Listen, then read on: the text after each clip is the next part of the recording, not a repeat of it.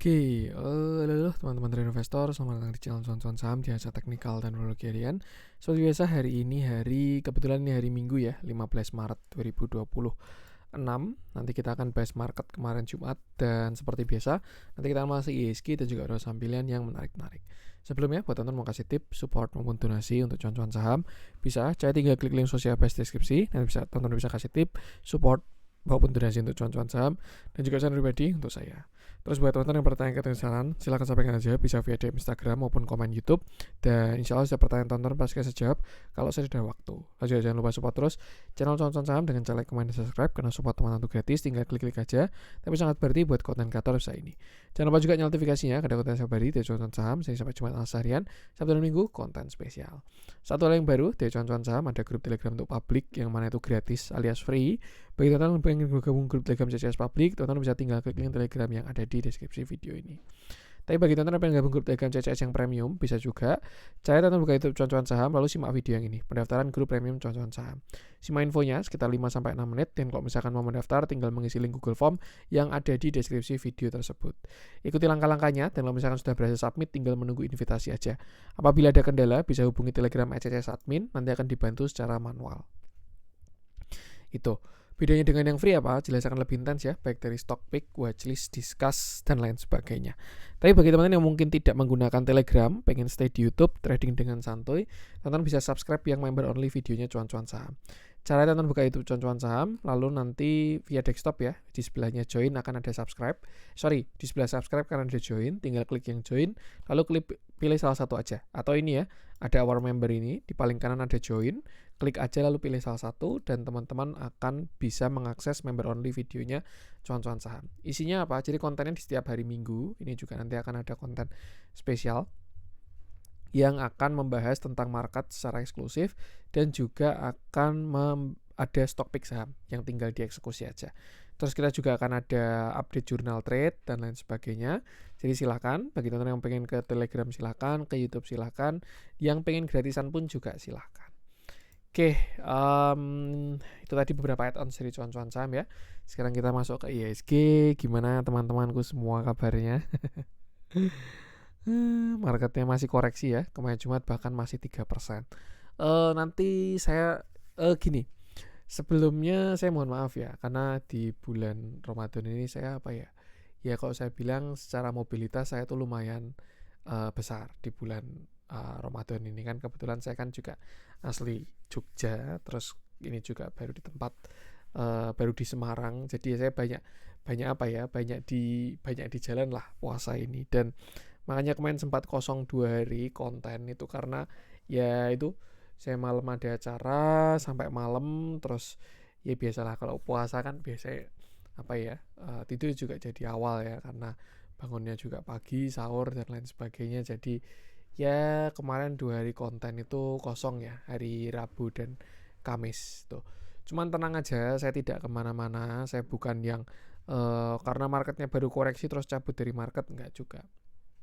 Memang jujur saya banyak wait and see ya, cuman ya saya tetap ngurusi juga, ada di grup dan lain sebagainya, saya tetap muncul. Tapi untuk yang di YouTube kebetulan 2 hari kemarin saya benar-benar baru full, jadi ya saya off kan terlebih dahulu atau rehat. Nah ini juga saya sebetulnya rencana ini konten terakhir sebelum Lebaran. Jadi Lebaran kan libur bursa kan cuma sampai Senin Selasa ya. Jadi masih ada 2 hari bursa lagi. Cuman ini yaitu saya lagi-lagi mobilitasnya lumayan tinggi di bulan Ramadan ini. Jadi ya mungkin untuk 2 hari ke depan nanti kalau misalkan saya bisa konten akan saya kontenin. Ya cuman kalau misalkan saya baru tidak berhalangan hadir, mungkin ini adalah konten terakhir sebelum Lebaran. Jadi dan saya sudah berencana nanti mau saya bahas semua ya. Jadi semua saham di movers ini top value mau saya bahas semua ini untuk konten kali ini. Jadi ya nanti teman-teman silahkan lah. Dan itu kan masih bisa digunakan untuk, kadang view saya tuh bisa digunakan untuk hari, minggu, bahkan bulan juga. Karena ada yang sudah kena target, ada yang belum kena target, proyeksinya dan lain sebagainya. Kayak gitu. Jadi nanti masih bisa dimanfaatkan juga. Cuman ya kalau misalkan besok bisa konten, saya akan masih konten. Tapi kalau misalkan besok saya full, karena saya juga perlu keluar kota lagi ya untuk besok. Ya itulah. Mohon maaf.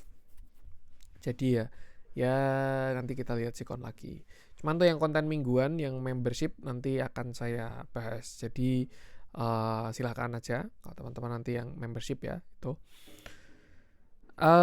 Dan mungkin berjaga-jaga ya apabila ini konten terakhir sebelum lebaran. Saya pengen mengucapkan minal aidin wal faidin. Mohon maaf lahir dan batin. Saya nggak tahu bagaimana saya di perspektif teman-teman. Cuman apabila ada yang dirasa saya membuat kesalahan, saya mohon maaf lahir dan batin. Dan selamat lebaran juga, selamat Idul Fitri buat teman-teman semua. Semoga ibadahnya diterima, terus juga nanti setelah lebaran kita segera kondusif lagi untuk tradingnya, seperti itu. Mohon maaf lahir batin ya. Dan juga kemarin mungkin saya juga sempat vakum setahun ya. Jadi kalau teman-teman yang subscriber lama, CCS ini kan sebenarnya dari tahun 2021 saya buat YouTube ini. Cuman 2024 tuh kemarin saya sempat vakum karena ada suatu urusan. Terus 2025 kemarin saya comeback ya. Jadi ya itulah perjalanan CCS, dan insya Allah saya udah gak vakum-vakum lagi itu. Jadi ya sekali lagi di bulan yang baik ini saya ingin mohon maaf lahir batin lah buat teman-teman semuanya, seperti itu. Oke, kita masuk ke IHSG ya. Dan saya juga udah niatin ini kontennya akan lama ya untuk yang hari ini, karena saya mau bahas benar-benar sangat komprehensif dan juga banyak saham yang mau saya bahas. Oke, kita bahas dari IHSG dulu. Mas, ini IHSG masih turun terus. Kemarin cuma turun 3%. Kira-kira kita sampai kayak gimana dan lain sebagainya. Oke, kita bahas IHSG-nya ya, dimana kemarin cuma dia masih turun 3%. Sebelum saya pengen bahas IHSG, saya pengen bahas salah satu dulu.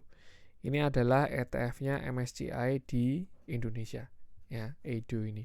Jadi ibarat kata gini, kan MSCI itu kan saham-sahamnya ada beberapa ya. Kalau teman-teman tahu problem kita itu kan katanya kan MSCI kayak gitu kan. Nah, ini adalah ETF-nya. Jadi kalau teman-teman beli ini, EIDO ini, teman-teman akan beli saham-saham ibarat kata ini kayak reksadana ya. Contoh beli reksadana BNI gitu. Isinya saham apa aja? A, B, C, D, E, F. Oke gitu. Nah, ini sama, ini ETF-nya MSCI Indonesia. Jadi ketika beli ini bakal beli saham-saham yang ada di MSCI Indonesia, termasuk big cap-nya dan lain sebagainya. Ada BCA, BRI, BNI, Astra, terus ada Telkom, ada United Tractor, ada yang baru pada masuk brand DSSA, Cuan, dan lain sebagainya. Nah, dan kemarin kan saya sering bilang ya, terlepas dari apapun itu kemarin beritanya, downgrade lah MSCI dan lain sebagainya, perang. Ya, saat ini sesimpel harga turun tuh karena yang jualan baru besar, kayak gitu. Itu aja, titik, kayak gitu. Mungkin kalau dibuat story itu banyak ya. Kita baru perang, kita di downgrade, S&P, Fitch, Moody's, kita juga baru MSCI ngancem dan lain sebagainya. Cuman kenapa harga turun tuh as simple as karena baru ada yang jualan. Nah, yang jualan siapa? Ya kalau kita perhatikan salah satunya ini. MSCI ini memang baru jualan kayak gitu. Dan ETF-nya pun juga turun terus. Ya, jadi ya ini salah satu yang akan terdampak. Ya ibarat kata ketika ETF-nya turun berarti kan porsinya kan juga dikurangi untuk yang di di saham-saham Indo yang di standar cap-nya itu. Teman-teman bisa cek sendirilah isinya apa aja kayak gitu. Yang pengen saya perhatikan di sini, sampaikan di sini adalah ETF-nya MSCI ini kondisinya downtrend seperti itu ya. Jadi ini dia ada high, low, lower high, lower low, lower high, dan artinya ada potensi untuk ETF MSCI ini dia bisa lower low lagi. Kenapa? Karena dia masih dalam kondisi downtrend. Sesimpel itu. Low, high, lower low, lower high, lower low, lower high, lower low. Kalau misalkan masih mau downtrend seperti itu. Itu artinya apa? Saham-saham yang di dalam sini, contoh kayak BBCA, BBRI, BBNI, movers kita lah, brand, DSSA, terus ada macam-macam, teman-teman cek sendiri, itu masih ada potensi koreksi lebih dalam. Nah, kebetulan saham-saham tersebut yang ada di dalam MSCI itu adalah moversnya IHSG. Artinya apa? Dari IHSG pun moversnya arahnya masih pada ke bawah, kayak gitu. Movers itu penggerak ya. IHSG ini kan juga sebenarnya kayak ETF ya, kayak reksadana. Kita beli IHSG isinya apa? Ada 1000 saham. Tapi kan porsinya beda-beda. Misalkan saham BBCA gerak 1% ya marketnya kerasa. Tapi saham apa misalkan saham Dada mau gerak 25% ya mungkin marketnya tidak sekerasa itu. Ya, itu namanya weighting. Cuman yang saya pengen sampaikan ya, ketika movers-moversnya baru pada koreksi, IHSG pun juga akan ikut koreksi. Tapi satu hal bedanya dengan MSCI tadi ya, ETF-nya ya. Kalau IHSG ini masih uptrend. Tuh, kalau tadi kan dia strukturnya downtrend, sedangkan IHSG ini strukturnya uptrend. Higher low, higher high, dari sama-sama dari COVID aja deh. High, higher low, higher high, higher low, higher high. Jadi kita ini masih uptrend dan masih tidak ada masalah sama sekali untuk IHSG. Seperti itu. Itu yang kedua. Yang ketiga yang pengen saya sampaikan adalah, ya kalau kita perhatikan apa sih yang sekarang koreksinya paling kencang? Ya, yang koreksinya paling kencang itu kan saat ini sedang saham-saham konglo, kayak gitu. Pertanyaannya kenapa kok koreksinya kencang? Ya karena mereka juga naiknya paling kencang. Itu wajar teman-teman. Ya, maksudnya apa yang naiknya kencang, koreksinya juga akan kencang. Ibarat kata ginilah, teman-teman pada beli cuan ya, saham cuan. Nih, ya orang-orang kan pada profit. Ya, yang beli di 400, yang beli di 1400, ketika kemarin ditarik sampai 2800, orang-orang kan pada profit. Ya, yang terjadi apa? Ya mereka merealisasikan profitnya kayak gitu. Yang salah adalah yang belinya kurang pas, yang beli di atas dan lain sebagainya. Ya, mereka beli pada saat orang-orang pada jualan. Artinya yang melawan market dan arahnya sedang koreksi, seperti itu. Itu. Jadi ya sesimpel itu aja. Baru ada yang take profit, harganya turun, udah titik kayak gitu. Bedanya yang take profit ini adalah bandar-bandar. Kalau misalkan kita yang taking profit, mungkin kita satu kali haki itu sudah habis ya. Misalkan punya berapa lot kayak gitu. Tinggal haki aja, haki habis. Dah, kita selesai take profit. Cuman kalau mereka kan beda. Dananya triliunan, ratusan miliar dan lain sebagainya. Kalau mau jualan dramanya banyak. Turun, wah kok udah gak ada yang beli lagi, dinaikin lagi. Wah ini udah mulai kumpul likuiditasnya, turunin lagi, jualan lagi. Loh kok udah gak ada yang beli lagi, naikin lagi. Orang-orang pada beli, guyur lagi. Makanya ada yang namanya dead cat bounce dan lain sebagainya. Itu adalah representatif dari hal tersebut. Seperti itu. Nah, terus juga apa ya, yang pengen saya sampaikan, koreksinya itu beda. Teman-teman bisa perhatikan lah, ketika di sini tuh koreksinya enak. Kalau menurut saya ya, ketika kita gap down, gap down, gap down, itu lebih enak koreksinya. Dibandingkan dengan apa yang di sini. Kalau misalkan ditanya, Mas yang di sini ada cut loss apa enggak? Ada. Saya juga ada cut loss. Saya cut loss Dewa. Ya, ketika koreksi yang pertama ini di Januari ini, saya juga ada cut loss. Saya punya Dewa dan itu akhirnya saya buang. Ya, ketika dia ARB tapi kebuka itu, terus sudah saya nggak pengen mikir panjang, saya buang, saya pegang cash dulu. Cuman dibandingkan koreksi yang sekarang, ini beda koreksinya. Di sini ini ibarat kata apa ya? Bayarnya nggak ada lah. Jadi makanya langsung jebret, reboundnya juga langsung kencang jebret kayak gitu. Cuman bandingkan kalau sekarang ya, turunnya kecil-kecil, sehari, 2 hari, 3 hari, 4 hari, 5 hari, 6 hari, 7 hari, hampir sebulan kita koreksi. Dan itu turun naik dikit, turun lagi naik dikit, turun lagi naik dikit, turun lagi naik lagi, dan seterusnya kayak gitu. Itu yang bahasanya apa ya, agak nyebelin kayak gitu. Karena apa ya, ya gak kelar-kelar kayak gitu. Dan mungkin opini pribadi ya, karena saya full time trader, saya banyak di depan laptop, saya banyak di depan bursa. Ketika marketnya baru kayak gini tuh ya nggak bisa ngapa-ngapain kayak gitu. Karena kita cuma bisa ngelong, ya kita cuma bisa ambil posisi buy. Jadi ya kita nggak bisa ngapa-ngapain. Karena kalau kita beli barang ya, naik dikit pada TP semua kayak gitu. Nanti turun lagi nggak ada naik, naik dikit langsung guyur semua kayak gitu. Nyebelin lah bahasanya itu. Cuman ya itu preferensi terbaik terpribadi. Makanya paling bener memang sebenarnya dalam kondisi kayak gini ya sudah wait and see kayak gitu. Menepi, amankan modal, wait and see. Udah ditinggal liburan dan lain sebagainya. Tiket kan ini juga baru murah ya. Kalau yang ke apa namanya, ya kemarin sih waktu puasa sih, kalau lebaran ini udah mahal-mahal tiket pasti. Cuman kemarin ketika murah ya paling benar memang jalan-jalan kayak gitu. Ya sudah menepi dulu, orang marketnya juga baru nggak bisa diapa-apain kayak gitu. Kecuali kita bisa nge-short ya, silakan ambil posisi short. Tapi karena kita nggak bisa nge-short ya sudah, daripada dilawan terus marketnya, mau cari cuan malah kacau, tambah kacau, paling benar menepi terlebih dahulu seperti itu. Itu yang kedua. Dan terus pertanyaannya, kenapa sih Mas kok sekarang di risknya tipis-tipis gitu? Turun, naik lagi, naik, turun lagi, dan seterusnya. Karena ya ini, baru ada yang jualan, ya gitu. Dan gini teman-teman, kalau merah terus kayak gini, nggak ada yang beli. Yang terjadi apa sih? Mereka juga nggak bisa jualan. Syaratnya kalau mau jualan itu kan harus ada yang beli. Ya, kita asumsikan ada bandar sama retail ya.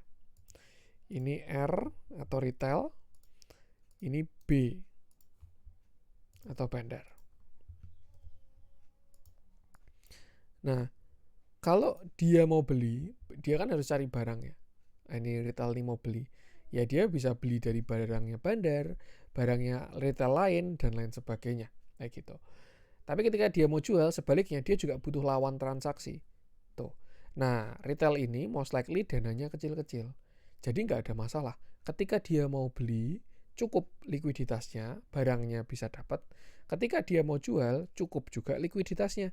Barangnya bisa nampung, uangnya bisa nampung barang jualannya dia. Ini retail. Ya. Nah, yang terjadi saat ini, kalau bandar yang jual atau yang beli, kondisinya beda. Makanya kenapa ada fase akumulasi, karena jumlah sizingnya itu berbeda. Kita mungkin anggaplah, retail berapa sih? Anggaplah misalkan modalnya 100 juta gitu, atau 1 miliar lah, atau 10 miliar deh. Nah, kayak gitu. 10 miliar di saham-saham yang liquid. Cari barang itu tidak sesusah itu untuk saham-saham yang liquid ya. Liquid itu artinya sudah fase markup. Ya, bid overnya sudah rapi, harganya udah gerak, retail-retail pada main dan lain sebagainya. Cari barang nggak sesusah itu. Tapi kenapa ada fase akumulasi dan lain sebagainya yang sampai bertahun-tahun? Karena mereka cari barangnya beda, kayak gitu. Mereka dananya besar. Kalau misalkan cari barangnya sambil HK, harganya nggak akan diem, pasti akan gerak. Dan mereka belum kenyang. Jadi yang terjadi harga dijaga sideways terus, dikumpulin, dimakan, terus mau jalan guyur, belum kenyang, makan lagi, mau jalan, belum kenyang, guyur lagi. Sampai akhirnya udah kenyang, sudah saatnya jalan, baru dia buat breakout sendiri. Di situ masuk ke public participation, kayak gitu. Itu ketika mereka beli, bandar-bandar atau uang besar ini beli. Sebaliknya, ketika mereka jualan, ya sama, ketika naik sambil distribusi. Karena kalau dia jualannya kayak kita, sekali haki, wow ya nggak bakal cukup. Likuiditasnya nggak bakalan cukup. Jadi kenapa biasanya ketika saham udah naik itu ada distribusi? Ya karena seperti itu. Mereka naik pun harus sambil jualan. Karena kalau nggak ya cashnya nggak bakalan jadi bagus. Kayak gitu. Harga sambil ditarik, retail mulai masuk, jual distribusi. Terus, kena target dihajar. Dar, swing low. Nanti di bawah ditampung lagi yang udah jadi cash, swing high lagi, dan seterusnya. Kayak gitu. Ya makanya terbentuk dalam sebuah chart. Nah, pada kondisi saat ini, mereka ini baru jualan. Nah, kalau harganya turun terus, ya retail tuh nggak mau beli. Sifatnya retail tuh kan itu, merah itu takut beli, hijau FOMO. Nah, kalau misalkan harganya ditekan untuk merah terus, ya akhirnya nggak ada yang mau beli sama sekali. Udah semuanya nyangkut, nggak ada yang mau beli. Nah, nanti sama dia dikasih pantulan dikit tuh. Hijau, rebound, tes. Nah, orang-orang pada FOMO. Likuiditas masuk lagi. Beli. Mereka guyur lagi, jadi bisa jualan lagi. Nanti sampai bawah, kok udah kering gak ada yang beli lagi. Reboundin lagi. Tes. Orang pada FOMO. Beli, guyur lagi, dan seterusnya. Kayak gitu. Makanya, ini semua, itu ibarat kata yang tadi saya sampaikan adalah bahasa yang penjelasan dari kenapa ada rebound, technical rebound, dead cat bounce dan lain sebagainya, karena seperti itu ya, itu. Nah, itu mekanisme penjualan saat ini. Terus sekarang pertanyaannya sebenarnya IHSG ini maunya gimana, Mas? Kita ini mau kemana? Kita ini mau koreksi sampai mana dan lain sebagainya, kayak gitu. Nah, untuk yang pembahasan kali ini ya saya pengen pakainya teknikal. Jadi apa ya, kalau tadi kan saya pakai penjelasan ya. Nah, kalau ini saya pengen pakai teknikal. Kita bahas IHSG secara komprehensif, secara runtut kayak gitu. Yang pertama, kalau kita perhatikan, sebenarnya strukturnya IHSG ini apa sih? Kalau menurut saya, ya dia ini mau nggak mau masih bullish. IHSG ini saham bullish atau pergerakannya uptrend atau bullish kayak gitu. Dan dia pun juga nah ini yang agak serem sebenarnya ini. Dia ada divergent lah. Ya nggak terlalu kuat, tapi ini hitungannya sudah divergent karena cenderung ke samping ya, tapi harganya naik tinggi kayak gitu tuh. Tapi kalau yang dari swing high terakhirnya tidak ada divergent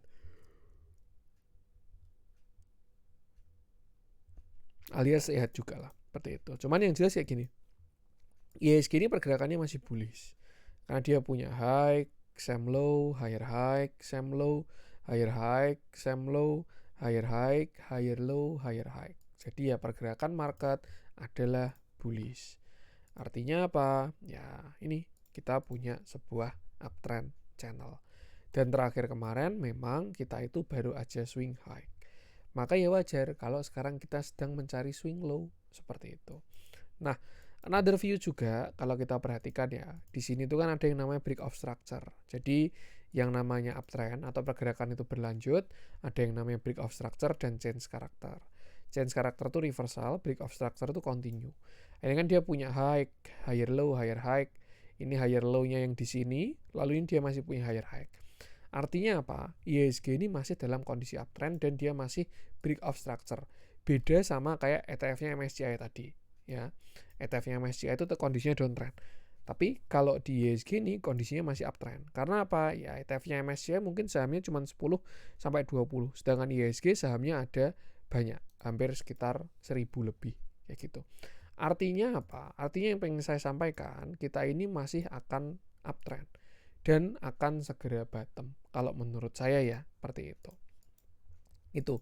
Cuman yang perlu jadi highlight adalah sahamnya bisa rotasi. Itu notisnya. Ya, jangan sampai misalkan contoh ya. Contoh. Nih. Jangan BRPT deh, brand. Contoh ya, teman-teman ada yang nyangkut di brand kayak gitu. Teman-teman ada yang nyangkut di brand. Ya, kalau misalkan apa namanya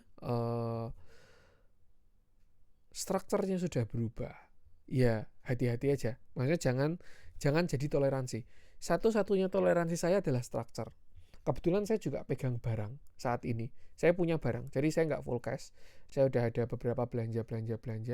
Cuman saya pastikan saham yang saya pegang itu masih bullish secara struktur, kayak gitu. Artinya apa? Ya at least dia arahnya masih ke atas. Cuman yang pengen saya sampaikan ke teman-teman adalah kalau yang dipegang itu sudah menjadi bearish atau sudah patah strukturnya dan lain sebagainya, itu hati-hati. Karena nyangkut bisa nggak kejemput. Ya, itu.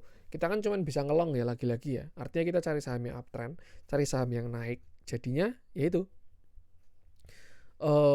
Kita pegang yang bullish dan kalau arahnya ke atas kita TP. Kalau nyangkut pun ketika sahamnya masih bullish itu masih ada toleransi untuk yang pertama nambah porsi atau alias yang sering disebut dengan averaging down, itu satu. Terus yang kedua kalau misalkan masih bullish pun nanti akan kejemput lagi, bahkan dia masih bisa higher high karena masih bullish.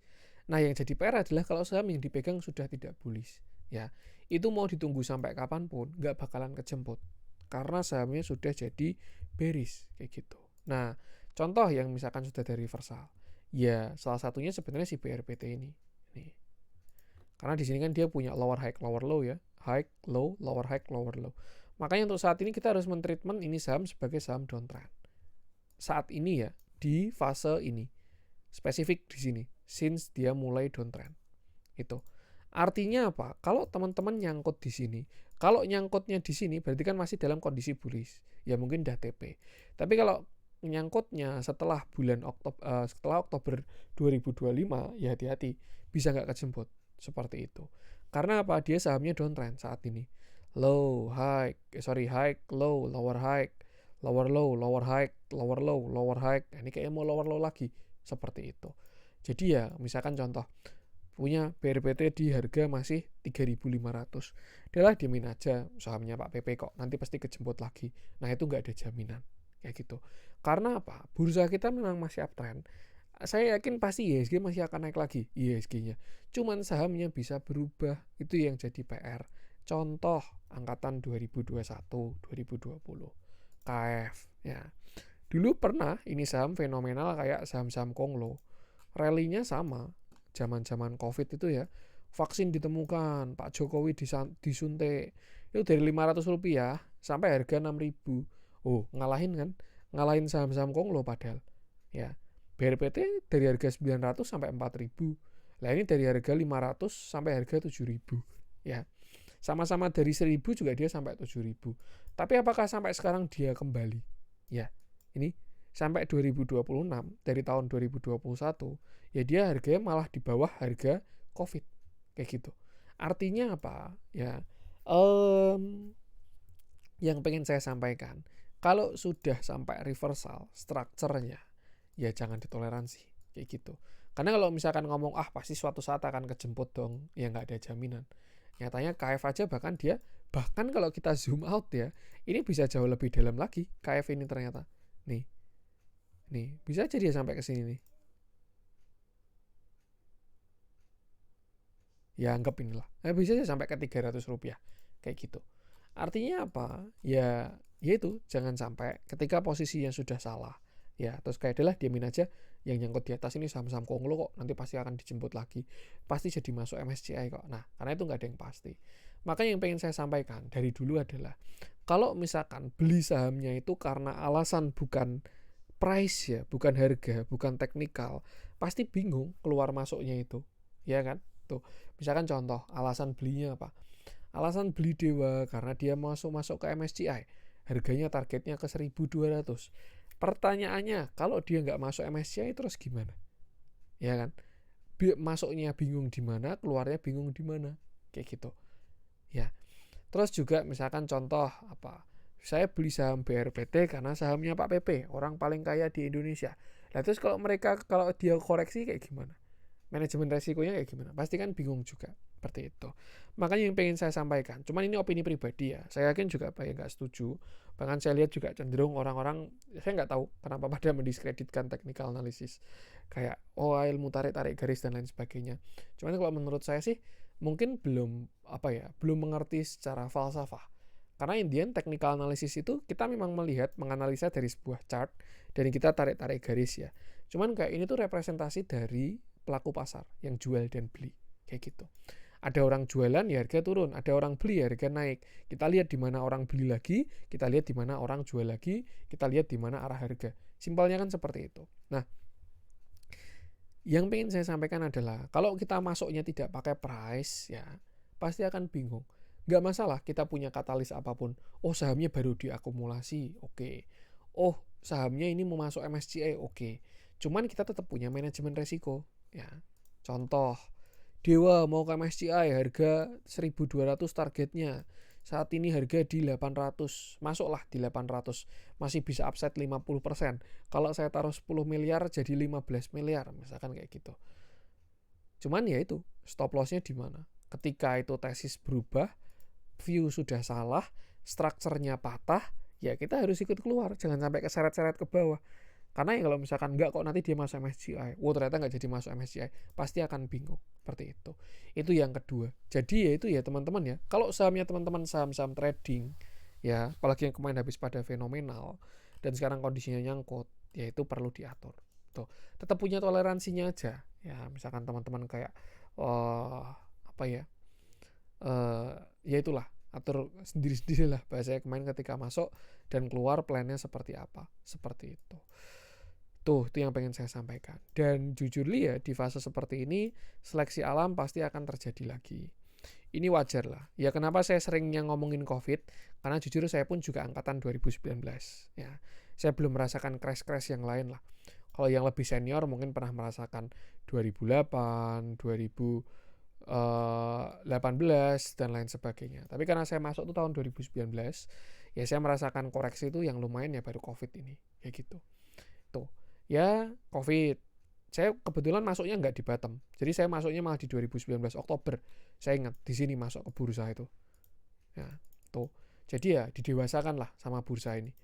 Tuh, masuknya di kondisi yang tidak enak. Mungkin kalau saya masuknya dalam kondisi enak, ya saya malah agak terlena gitu. Cuman ketika saya masuknya di kondisi nggak enak, baru masuk ya habis itu bursanya dihajar, turun sampai berapa persen kena COVID. Saya juga floating loss dalam waktu itu.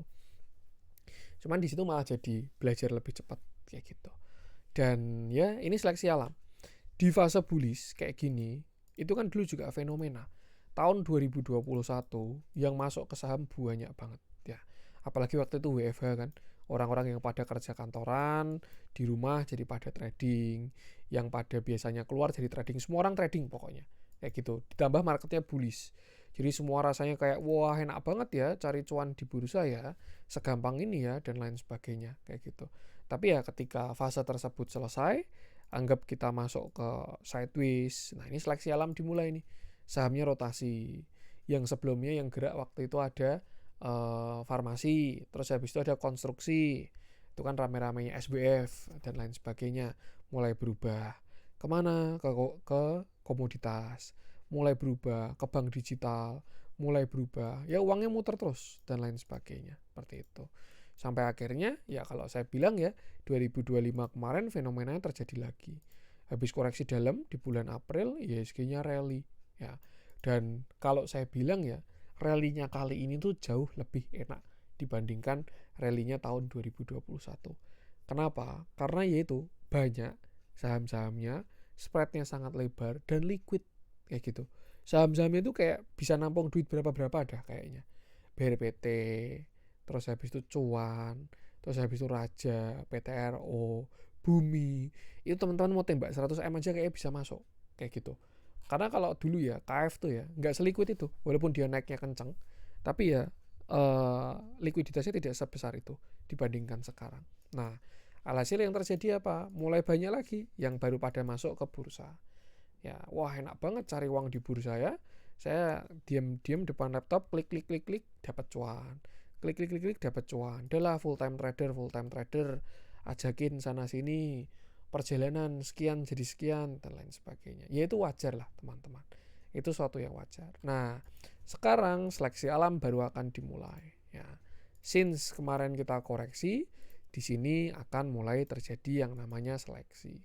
Ya, Indian yang teman-teman bisa survive akan jauh lebih kuat. Ya, kalau memang teman-teman pengen menekuni bursa, pengen menekuni investasi di saham, ya malah fase seperti ini buat pembelajaran. Itu.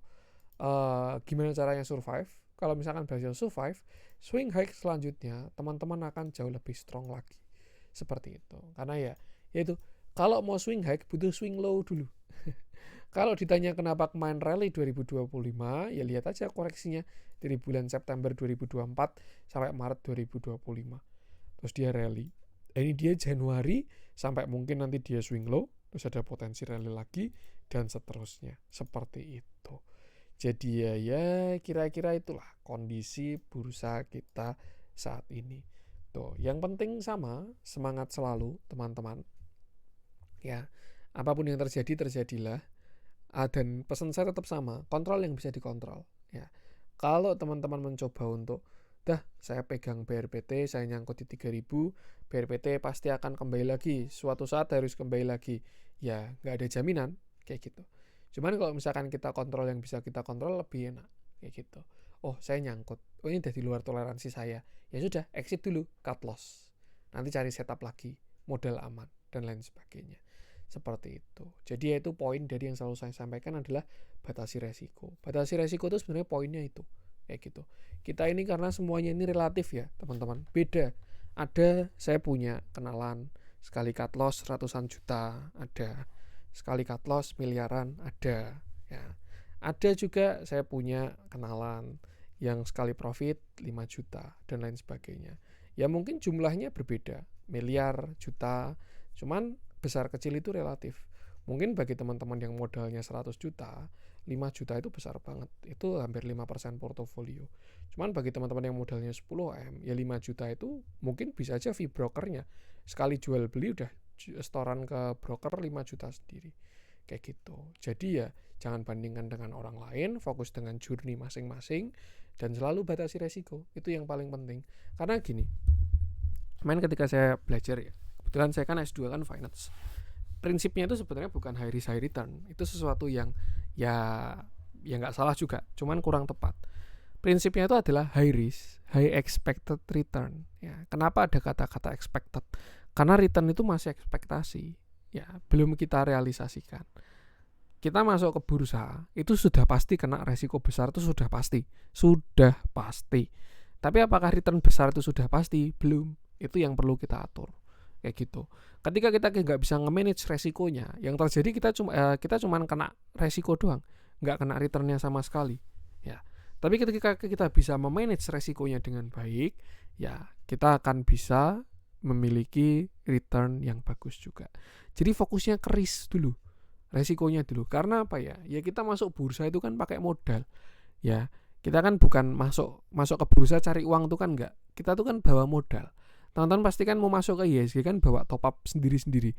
Ada yang top upnya 10 juta, 50 juta, 100 juta, 1 miliar, 5 miliar, 10 miliar, 100 miliar.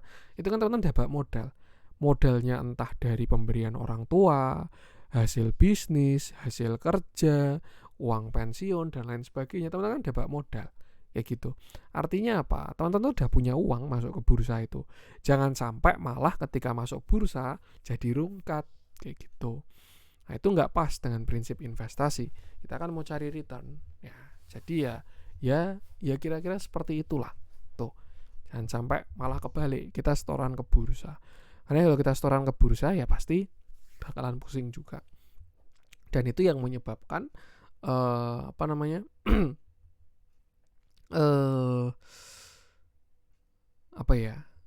yang menyebabkan kita kacau lah tuh kalau misalkan di bursa dengan kondisi seperti itu. Makanya mungkin teman-teman ya sering lah ngomong kayak misalkan di grup, jangan lupa selalu batasi resiko, karena Indian itu doang poinnya dari kita trading atau kita investasi ini.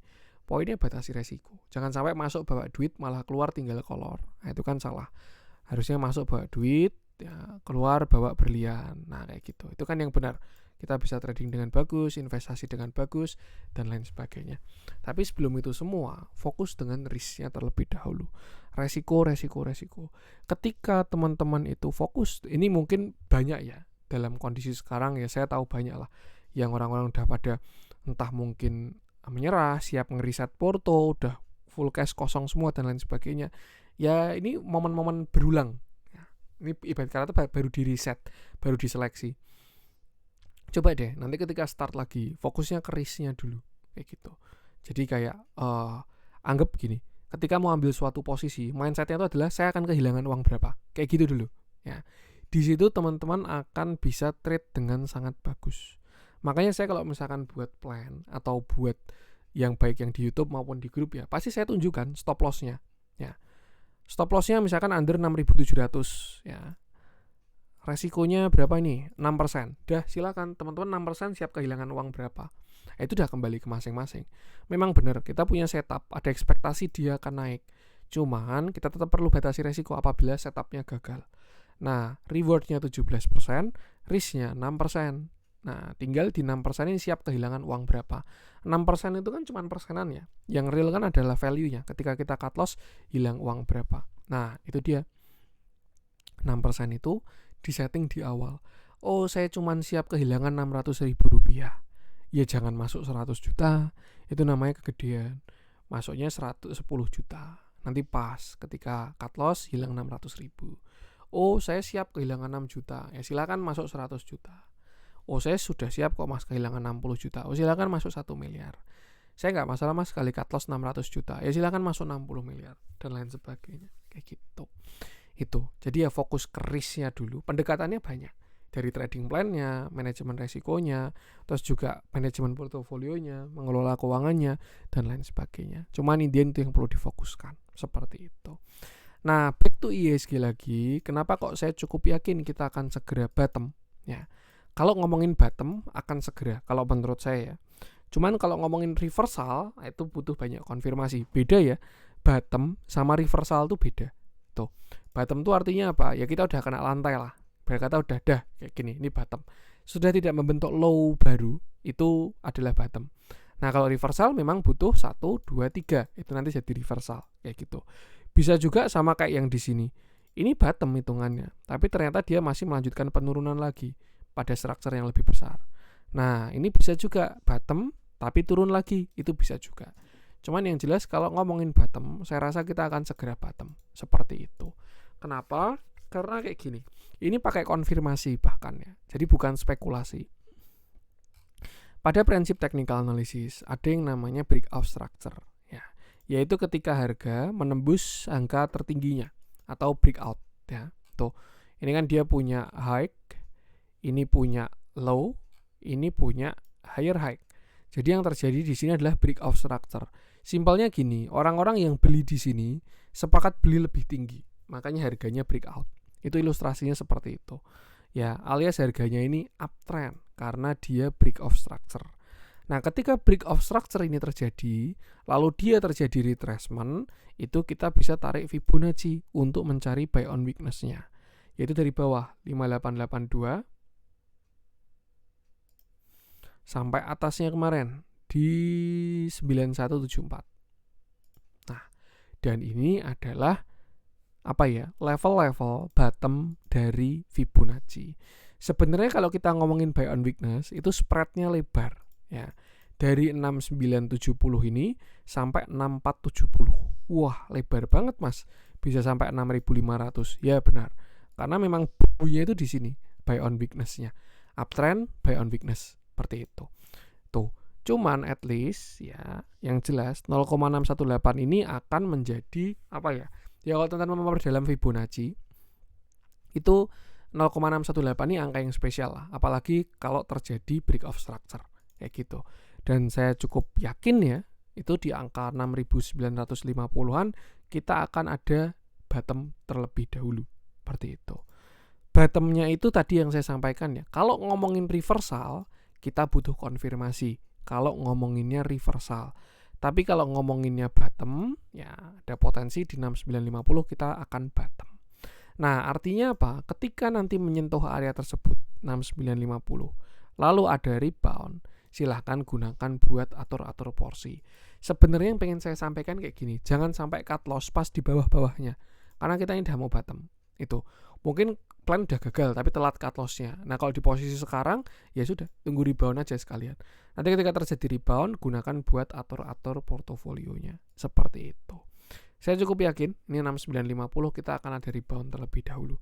Ya, tuh. Tapi ya lagi-lagi, biarkan market yang mengkonfirmasi. Itu satu. Yang kedua, tetap perlu batasi resiko. Itu yang kedua. Sesuaikan aja dengan posisi teman-teman. Itu. Ini ya, kita ada potensi di 6970 sampai 6470 untuk bottom, lalu rebound. Nah ini rebound besar banget mas areanya mas. Gimana kalau kita mau cari yang lebih spesifik? Nah ya sudah, kita juga bisa tarik pakai target lower low-nya. Ini kan dia punya high, low, lower high, lower low. Jadi kita bisa tarik target lower low pakai Fibonacci juga. Tuh. Kita tarik dari bawah. Ini 7480 sampai atas kemarin di 8430, dan ini adalah target lower low dari IHSG, yaitu area 6950, 7150 sampai 6950. Nah, pas kan? Tuh. Dari Fibonya di retracement-nya di 6970, lower low-nya di 6950. Maka dari itu, saya rasa IHSG akan ada potensi menurut gimana tuh kata-kata Penji, saya kok lupa. Menurut keyakinan saya, kita akan bottom di sekitar 6950. Seperti itu. Dan setelah itu ada potensi rebound. Seperti itu. Itu ya, kalau dari price. Nah, kalau dari time, sebenarnya saya belum terlalu ahli. Cuman ya saya juga sedikit belajar lah mengenai analisa time kayak gitu ya. Apakah masuk mas prinsipnya? Tetap masuk kok. Karena Indian TA itu kan juga sama, history repeat itself. Jadi kan ada faktor waktu di situ.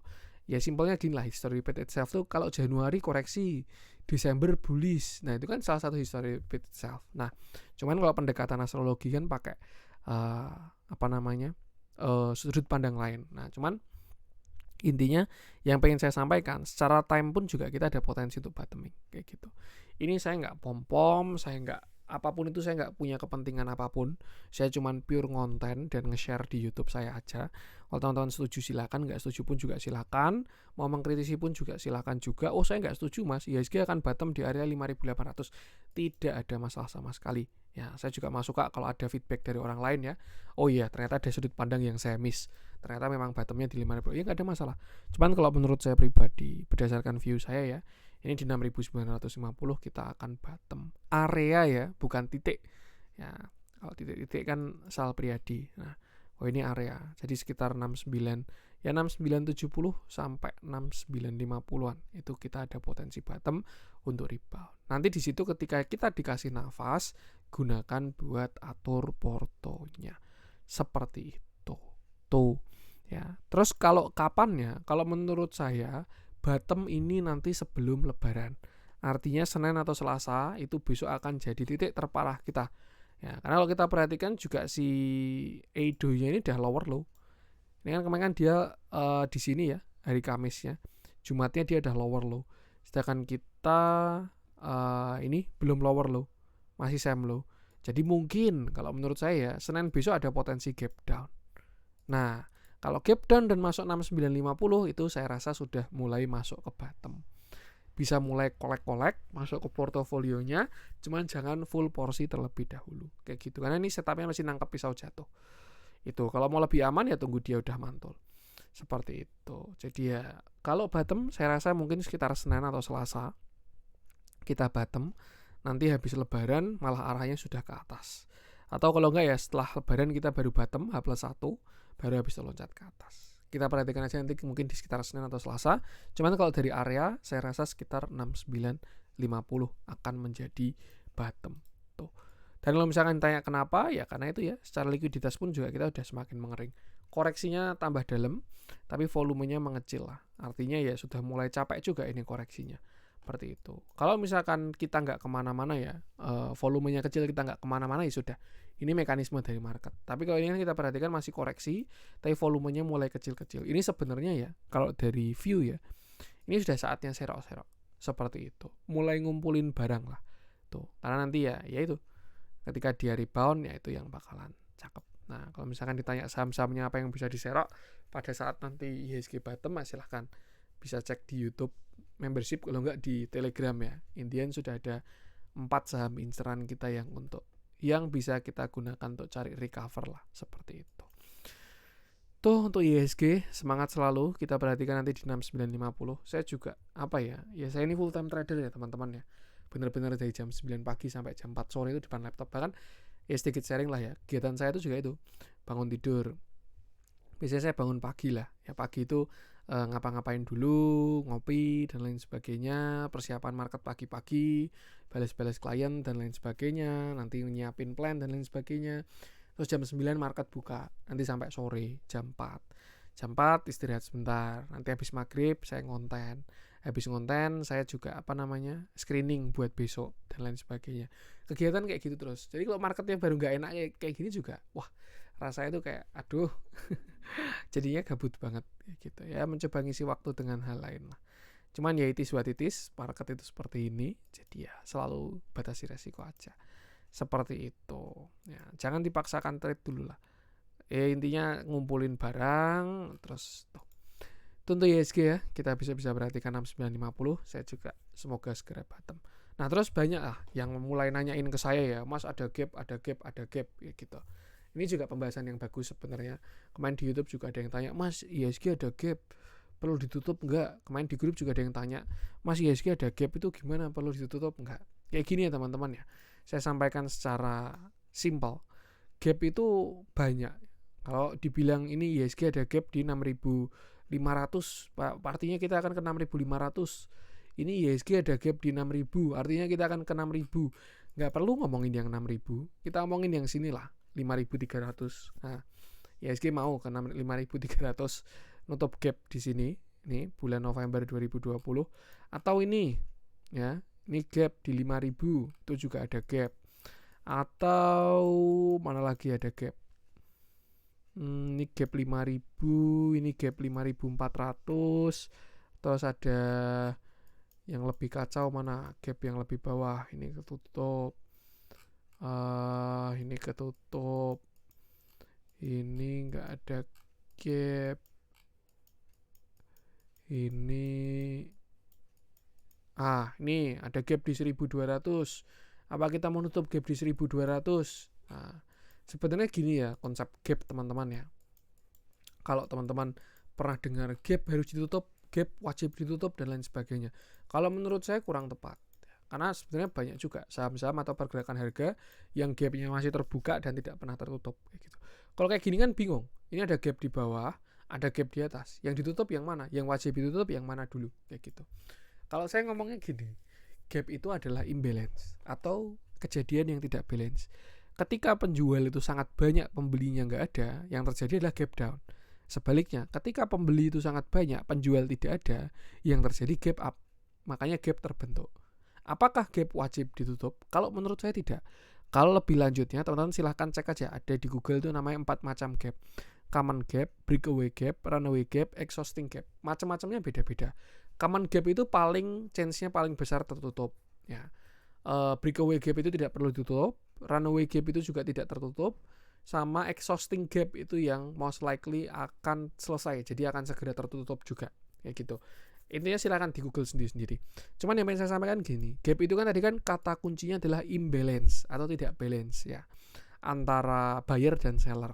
Artinya ketika menyentuh area tersebut lagi, orang-orang yang beli akan ambil posisinya lagi. Ya. Simpelnya gini lah, di bulan April, 10 April 2025, saya sultan nih, uangnya 10 triliun ya, saya beli IHSG, tapi barangnya nggak cukup, makanya dia loncat ya. Tuh.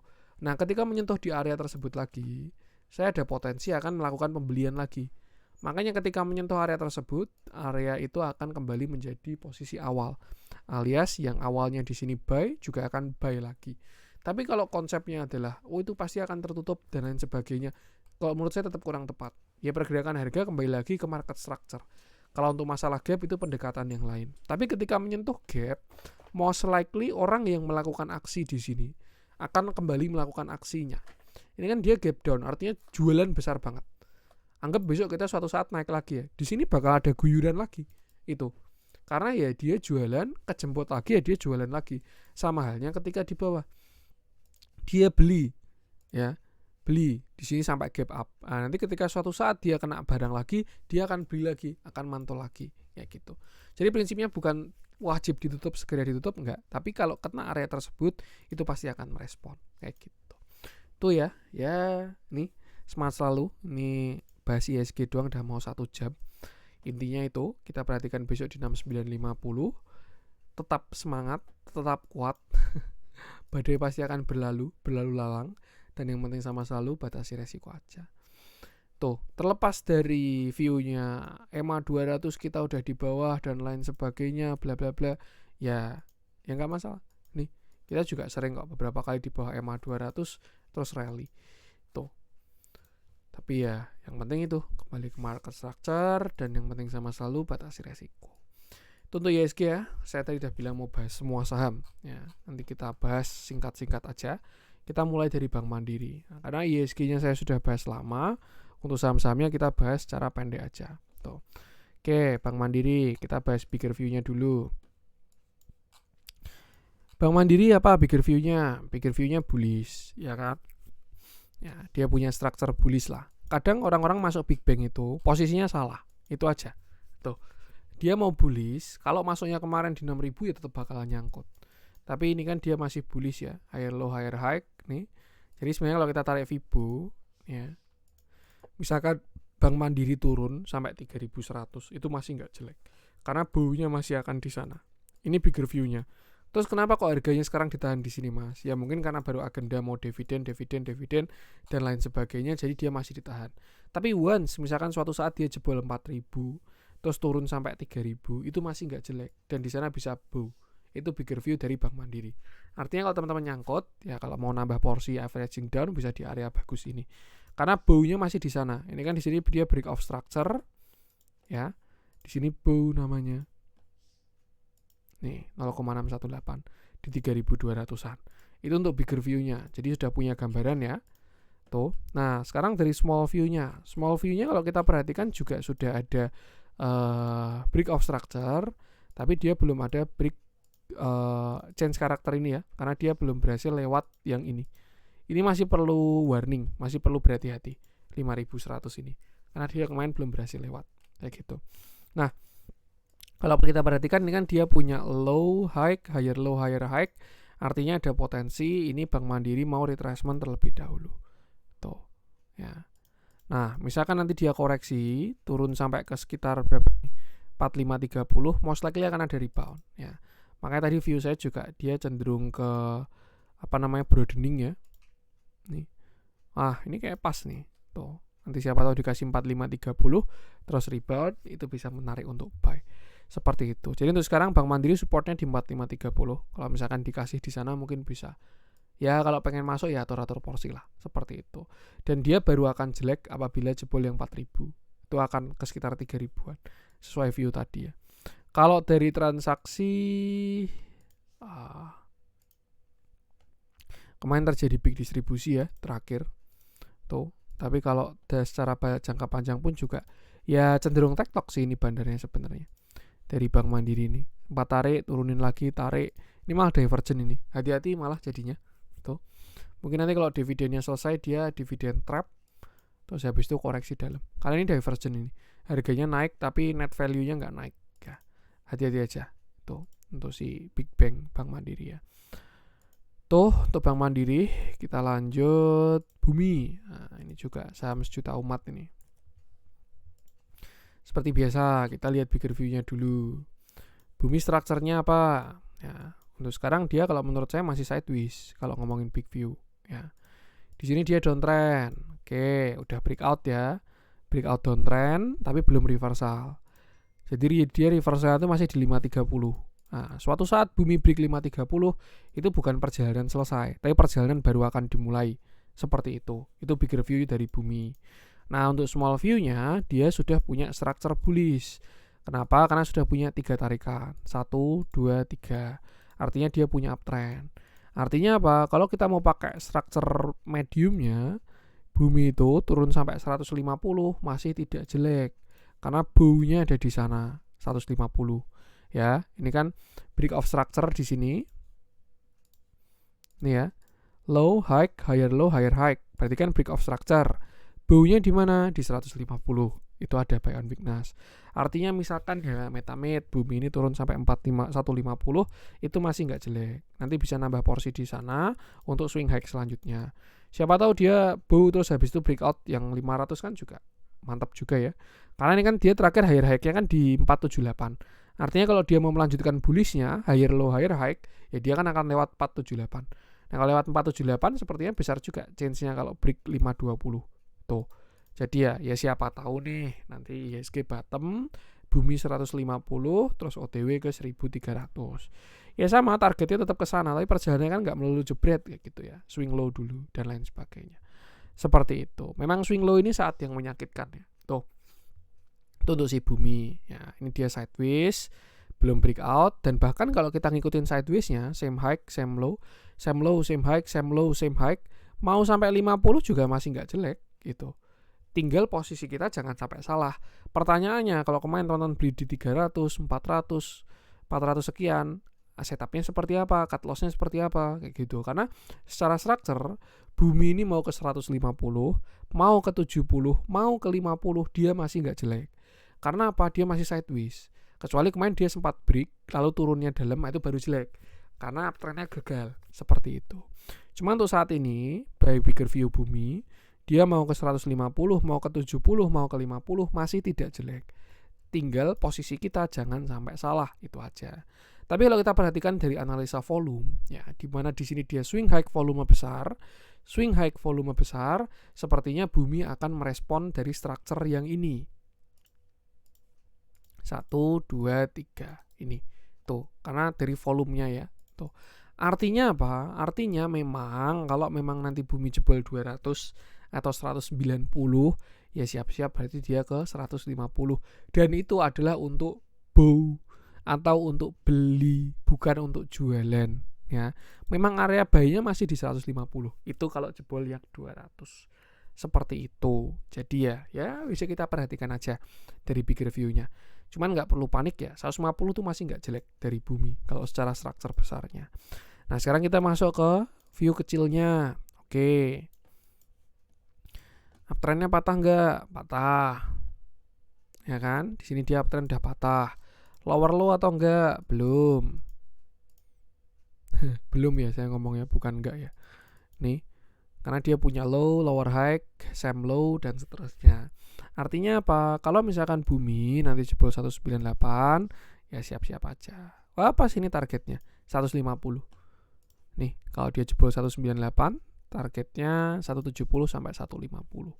Ya pas nanti ketemu sama big review-nya tadi, nah, tuh dari Bumi. Jadi misalkan teman-teman punya barang nyangkut tinggi Ada opsi cut loss atau enggak? Enggak. Ya sudah, tunggu aja nanti 150 sampai 170 nambah porsi. Averaging down dengan bagus dengan size yang tepat. Nah, semoga perjalanan selanjutnya akan mulus sampai ke break yang 500 seperti itu. Jadi untuk bumi ya, kita perhatikan 200-nya. Kalau jebol masih bisa nambah porsi kok, tapi di sekitar 150. Seperti itu.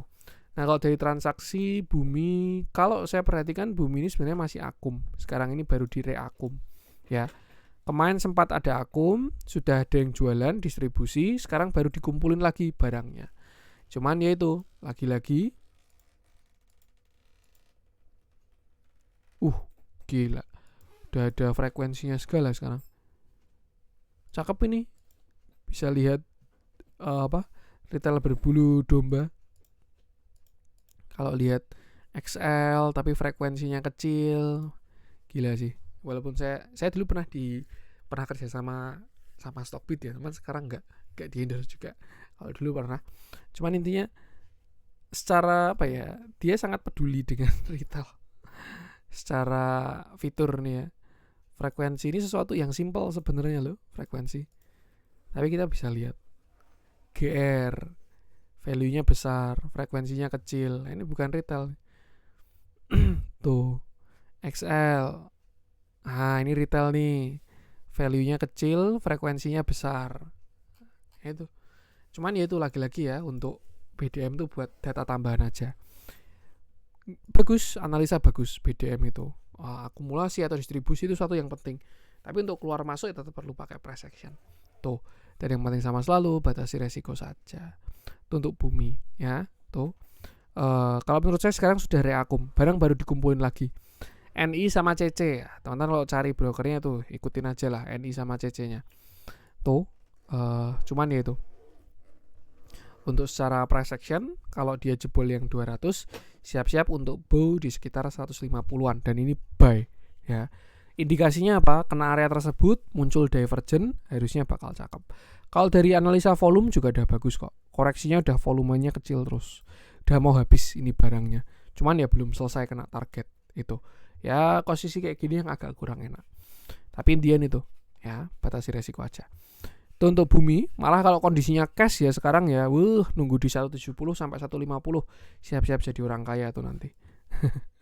Itu sih, tetap ya ada batasi resiko dan punya plannya juga ya. Itu untuk bumi BBCA. Yuk kita bahas BBCA. BBCA ini juga sama kayak si siapa? Mandiri tadi. Tuh. Ini ya. Ini dia punya breakout structure nih. High, low, high, higher low, higher high, breakout structure. Artinya bisa cari buy on weakness dari bawah 4330 sampai 10.950. Baunya di mana? Di 6.200. Ya, jadi ya BBCA secara arah masih ke bawah kalau menurut saya. Nanti siapa tahu dikasih 6.200, di situ bisa nambah porsi. Misalkan teman-teman mau averaging down atau baru mau entry, itu silakan nambah porsi. Cuman kalau untuk all time high lagi saya nggak tahu ya. Itu analisanya lain. Tapi kalau untuk bottomnya, saya rasa potensinya di 6.200. Artinya kalau mau ada opsi nambah porsi, bisa perhatikan di area tersebut. Selain itu juga memang BBCA kemarin punya ada yang namanya descending triangle ya. 1, 2, 3 breakout. Ya, tuh OTW-nya saya rasa di 6.200. Kenanya kapan saya juga nggak tahu. Tapi kalau misalkan teman-teman, karena banyak ya yang pada konsultasi sama saya, saya punya BBCA, saya nyangkut, harusnya gimana mas? Mau cut loss apa enggak? Enggak. Mau nambah porsi? Ya sudah, nambahnya jangan sekarang, nanti di 6.200 aja. Lalu sekarang gimana mas? Ya sekarang diemin dulu aja. Lah sekarang harganya turun. Lah kalau lebih turun lagi gimana? Itu. Cuman ya dia keputusan kembali ke masing-masing. Tapi kalau secara view, baunya di sekitar 6.200. Nah secara transaksi ini BBCA jujur nggak terlalu enak ya. Dia distribusinya cukup masif. Ya wajar, gimana dia juga porsi paling besar dari MSCI itu BBCA, udah titik, nggak pakai koma. Jadi ya kalau misalkan mereka mau rebalancing, ya yang paling banyak kena tuh ya BBCA ini, seperti itu. Jadi tuh, kalau dari TA 46.200 lah, silahkan nanti bisa pantau. BBRI juga mirip.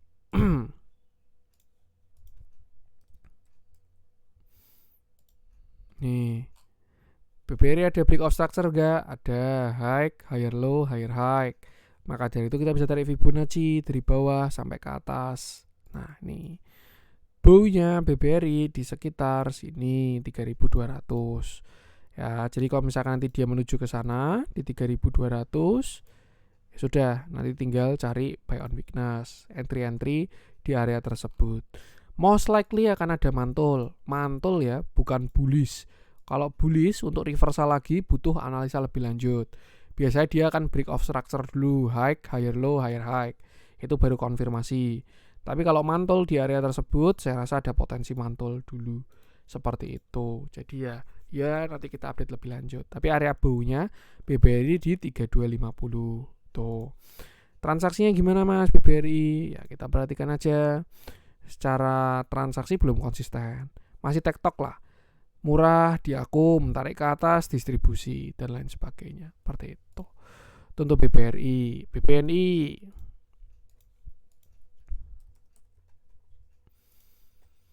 BBNI ada bau nggak Mas? Ada. Di sini dia break off structure, ya kan? High, higher low, higher high. Baunya di mana? Tarik dari bawah sampai ke atas. BBNI ini bisa di 2.500. Itu kalau memang dia jebol yang 3620. Untuk sekarang kan dia masih kena support di 3620 ya. Nanti kalau misalkan dia jebol yang 3620, nah itu hati-hati karena targetnya dia ke 2.500-an. Kalau jebol yang 3.600, jadi konfirmasinya di 3.600. Nah kalau jebol yang 3.600 juga ini dia jadi jadi head and shoulder ya, shoulder kiri, head shoulder kanan, seperti itu. Jadi siapa tahu dia ke 2.500 terus nanti bullish lagi, itu bisa juga. Cuma untuk sekarang area kuncinya di 3.600. Kalau jebol yang 3.600, nextnya 3.000 terus 2.580. Secara structure dia masih ada konfirmasi kok. Ini kan break off structure ya. Ini bisa cari bow di 2.500 kalau pakai view besar. Transaksi ya ini juga ada cenderung distribusi lagi. Tuh, ini memanfaatkan momen dividen lah. Biasanya ditarik, nanti habis dividen guyur lagi kayak gitu. Tuh BBNI. Next Petro.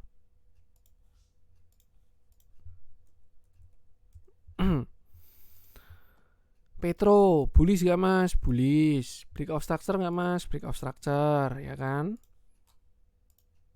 Nih, high, higher low, higher high. Berarti kan dia ada break off structure. Artinya apa? Kita bisa cari buy on weakness. Buy on weakness-nya di mana? Tarik dari bawah 1850. Sampai kemarin all time high 13.000. Nah, nih baunya di mana? 3.900.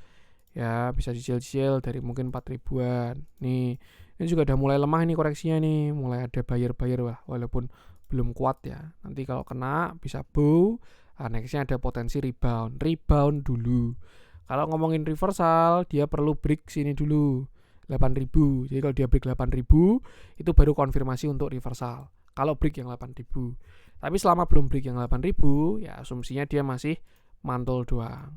Either itu jadi lower low atau jadi higher high, higher low, higher high, itu nanti butuh konfirmasi lebih lanjut. Cuman at least untuk area bawnya dari si Petro itu di sekitar 3.900 sampai 4.000. Misalkan dikasih di sana sih saya rasa yang menarik juga untuk si Petro ini ya. Di Fibo 0,618 seperti itu.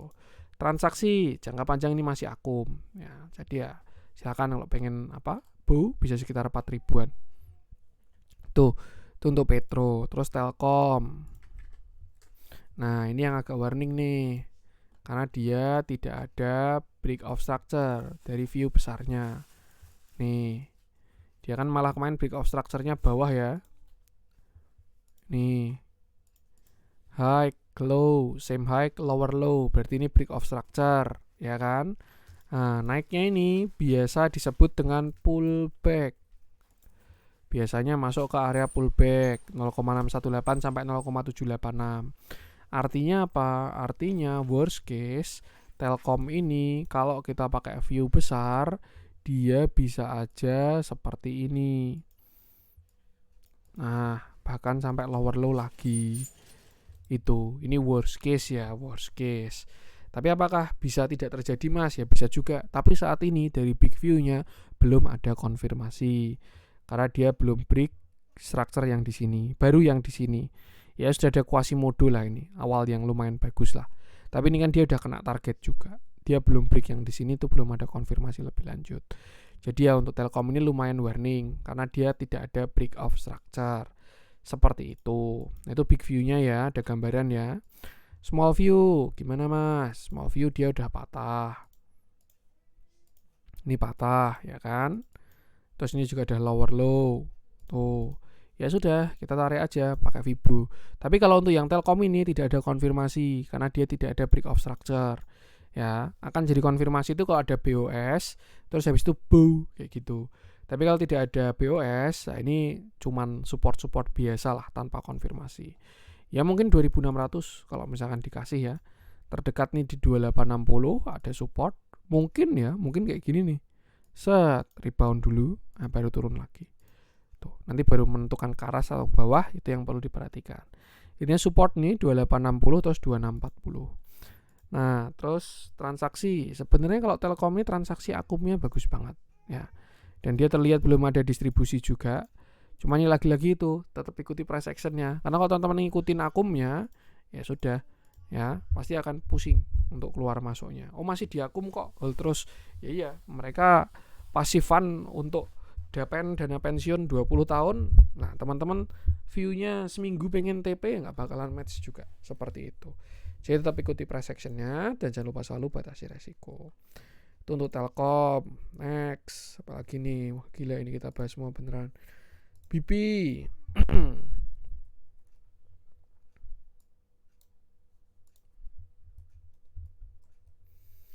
BP. Nah, kita lihat big view-nya. Nih, big view dari BP. Ada break of structure nggak? Ada. Ini cakep banget ini. Nih, kemarin dia ada BOS, ya kan? All time high-nya di 274. Dia kemarin sampai 338. Ada BOS, itu satu. Yang kedua, di sini juga dia ada BOS. High, higher low, higher high. Itu yang kedua. Yang ketiga, volumenya bagus banget. Itu yang ketiga. Itu bagus. Nah, terus habis itu kita ke view kecil. View kecil ada BOS nggak? Ada. 1, 2, 3. Ini. Ya, break of structure. Berarti apa? Kita bisa tarik buy on weakness. Dari mana? Dari bawah sini 117 sampai high-nya di 342.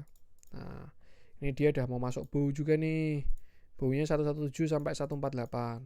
Sebenarnya kalau kita lihat dari pendekatan yang lain ya, BP ini ada yang namanya fair value gap. Ya. Saya nggak tahu terlalu cocok nggak ini diterapkan di bursa Indo. Karena gini, beda saham itu beda cara analisa. Bukan beda cara analisa ya, tapi beda metode analisa. Kalau saya bilang, ya saham Indo itu cocok banget sama Fibonacci. Semuanya nurut sama Fibonacci. Tapi beberapa instrumen lain ya, itu ada yang nggak pakai Fibonacci. Ada yang pakai MS doang, ada yang pakai Smart Trader Concept, Smart Money Concept, dan lain sebagainya. Itu. Nah, kalau kita pakai pendekatan yang lain, misalkan Smart Money Concept ya, BP ini sebenarnya ada fair value gap. Itu di sini 214 sampai area 11177. Ini kan gap ya. Ibarat kata di sini tuh nggak ada perlawanan sama sekali. 1, 2, 3. 3 candle yang nggak kena shadow-shadownya, ini adalah fair value gap. Jadi sebenarnya kalau kita pakai Smart Trader Concept itu tadi atau fair value gap ya, BP ini udah masuk area bow. Itu udah masuk area beli. Ya, tinggal nunggu candle perlawanan aja. Seperti itu. Nah, tapi kalau kita pakai Fibo, bow-nya itu masih di area 177. Ya. Itu di 0,618-nya. Tuh. Memang kemarin ada support di 228, 200, dan 177. Seperti itu. Itu dari Fibo-nya kalau mau sampai ke bow.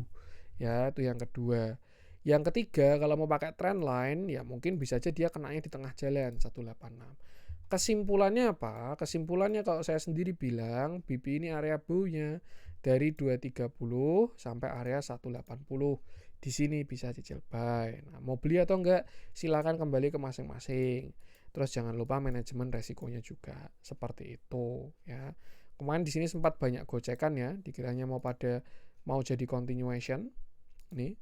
Sebelumnya kan ada setup semacam flag lah ini. 1 2 3.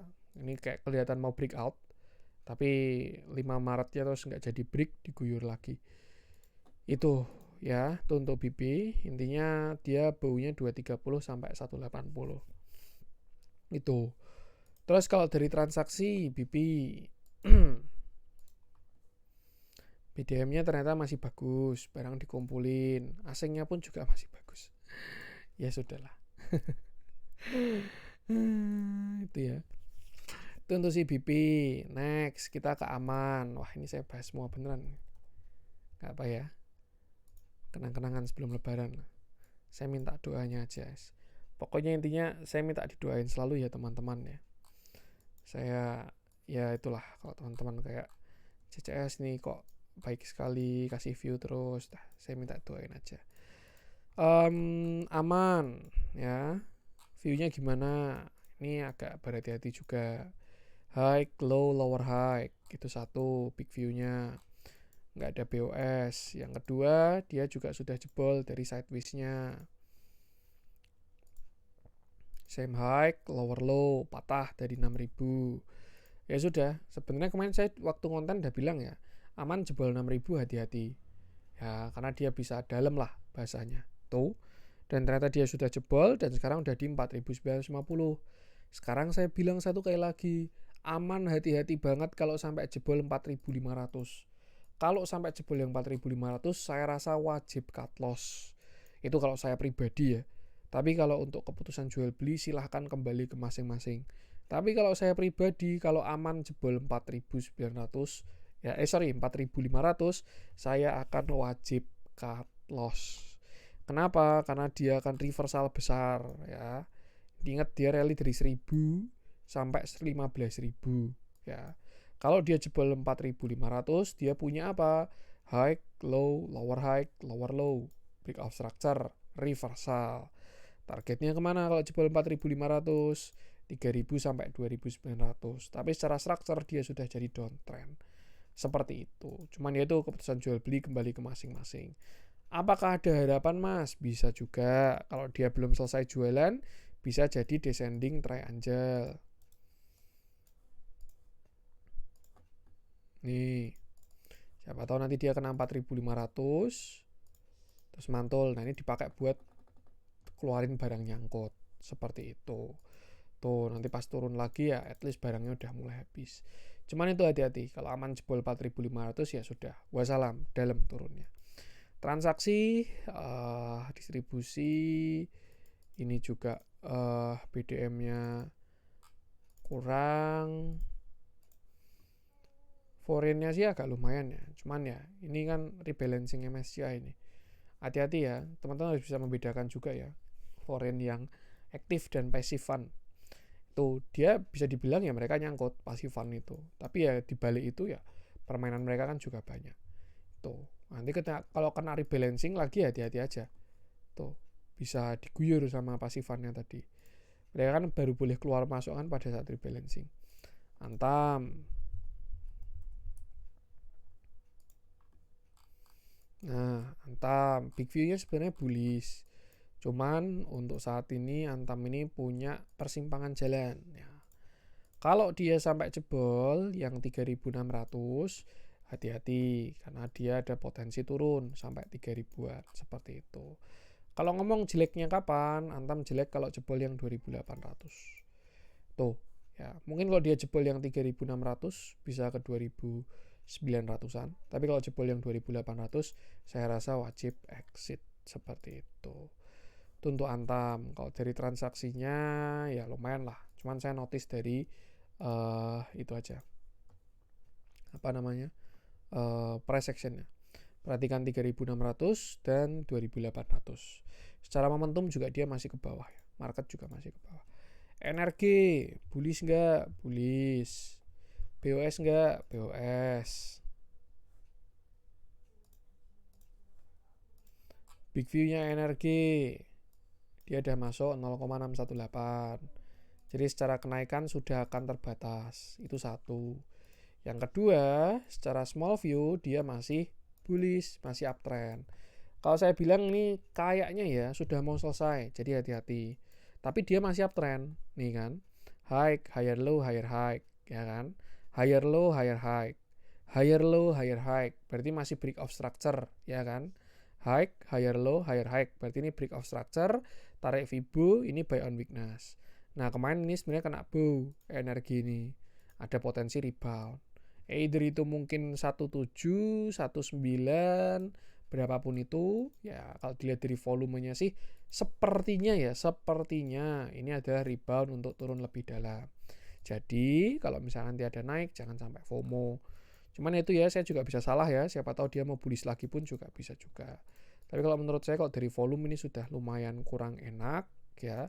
Ibarat kata nih, kalau kita lihat ya, yang beli di harga Rp300, jumbo-jumbo di sini, itu sudah tarik. Nah, ini sudah TP semua jumbo-jumbo di sini. Jadi mungkin sudah mau selesai. Naik, apakah bisa naik mas? Masih akan naik, saya jamin.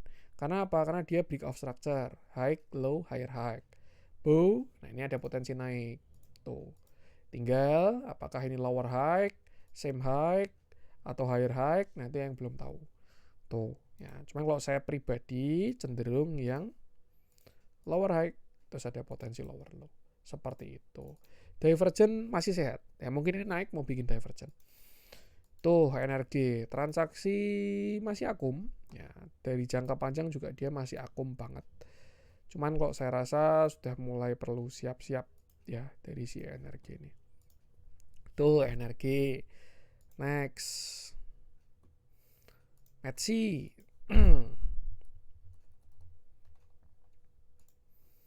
Berapa sih ini?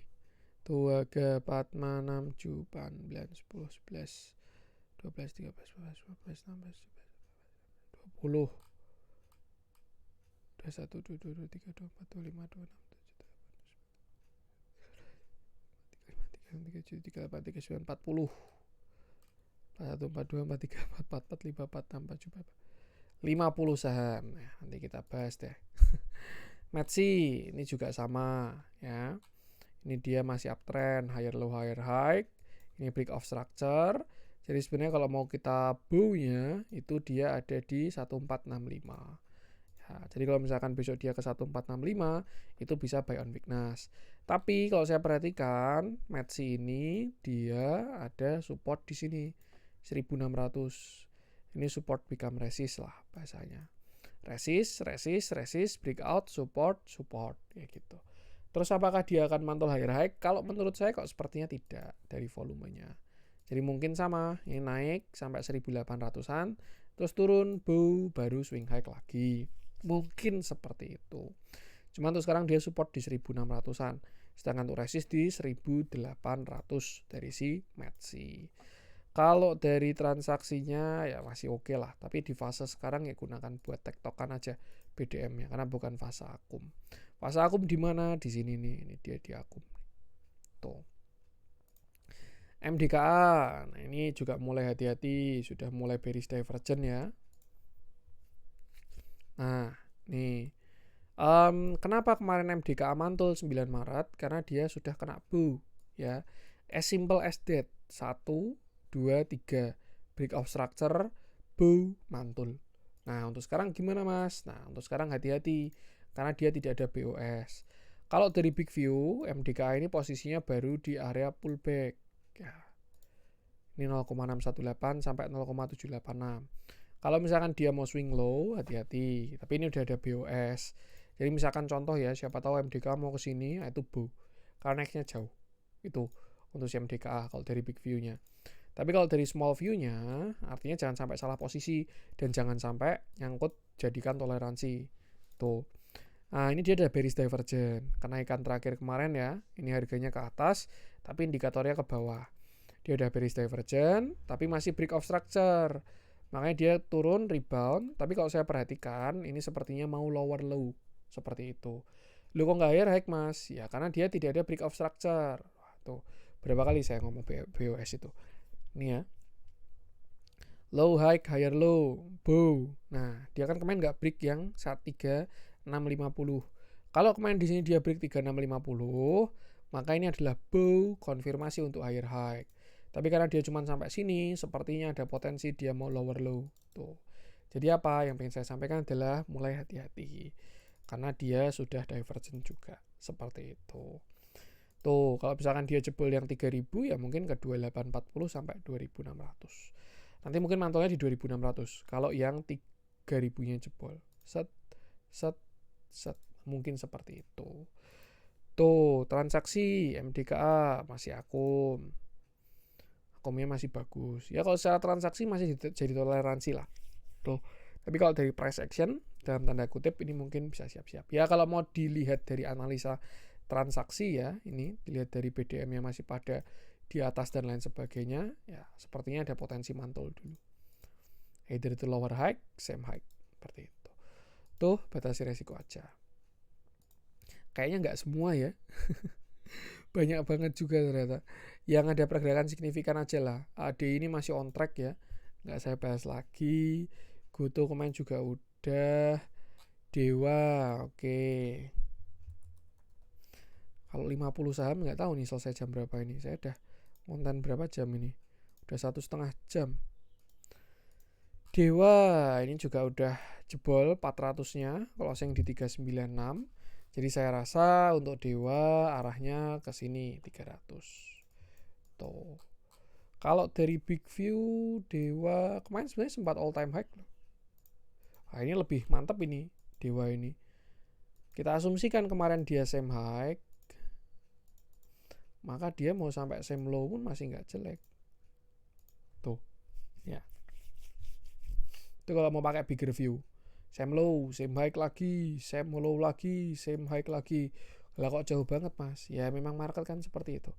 Itu kalau mau pakai big view. Tapi kalau kita mau pakai pendekatan yang lebih moderat, kita bisa ke small view-nya. Dimana dia bullish, high, low, high, higher low, higher high. Kita bisa tarik Fibo dari yang sini. Nah ini tuh dia next support di sini 360, terus 274.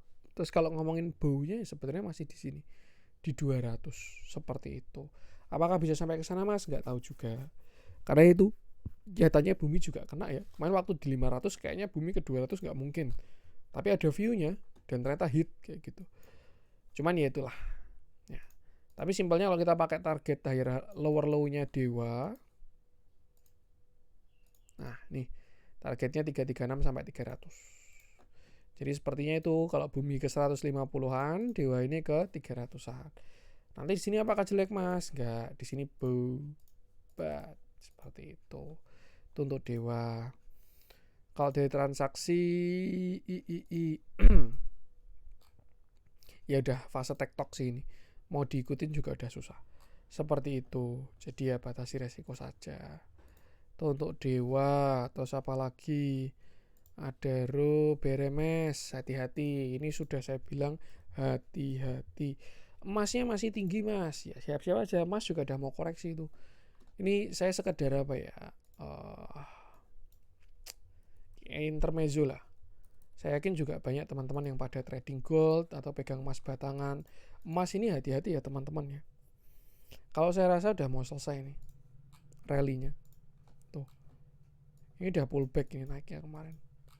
Secara target juga sepertinya sudah kena. High. Ini kan dia udah swing high. Terus ini dia sudah jadi continue.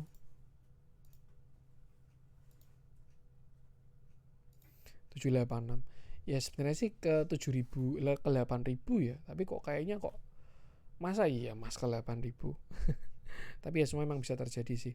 Itu kalau dari Fibo continuation bisa ke 7.950. Ya masih ada upside. Tapi kalau dari small view, in my humble opinion, ya menurut saya pribadi sudah mulai lemah. Ini short. Kalau teman-teman ada yang trading gold ya, nge-short aja ini. Tuh. High, low, lower high, lower low. Jadi gini ya view-nya. Ini kan dia swing high. Nah ini udah patah tren. Ini pullback namanya. Lower high. Ini dia mau lower low. Sepertinya seperti itu. Cuman ya lagi-lagi saya juga bisa salah. Tuh. Sama kayak halnya dengan ini. High, low, lower high, mau lower low. At least kalau yang di sini most likely akan kena. Ya. Lumayan nih. Buy on breakout. Sorry. Sell on breakout. Nah, tuh 3%, berapa pips tuh? Tinggal sesuaikan lotnya ya. Targetnya 4860. Nah, saya juga nge-short nanti kayak habis ini. Tuh untuk gold ya, artinya apa? Ya emiten gold mungkin akan terdampak juga. Seperti itu. Nah, kalau ngomongin BRMS. BRMS ini kalau menurut saya sudah reversal ya. Sudah ada structure reversal lah. Hati-hati aja ini. Saya nggak tahu valid atau enggaknya, tapi ini dia udah punya head and shoulder. High, low. Nah, ini udah pullback bahkan. Kalau sampai dia jebol 700, hati-hati. Hati-hati. Karena dia udah breakdown, udah retest, udah lower low. Kalau sampai jebol 700. Artinya kalau teman-teman punya barang bisa disesuaikan. Itu. Keputusan jual beli kembali ke masing-masing. Pertanyaannya retrace-nya kemana mas? Kalau dia jebol 700, ya sudah kita tarik Fibo aja dari sini. Nah, nih. Worst case ya ke 500. Kalau 700-nya jebol. Itu. Tuh ya, jadi atur aja. Silakan monggo keputusan jual beli kembali ke masing-masing. Akumnya masih bagus kalau secara akum. Foreign-nya juga masih oke karena habis masuk MSCI ya. Ini passive fund juga. Tapi cara price action itu, kalau dia jebol 700, hati-hati. Di SSA cuan itu ya.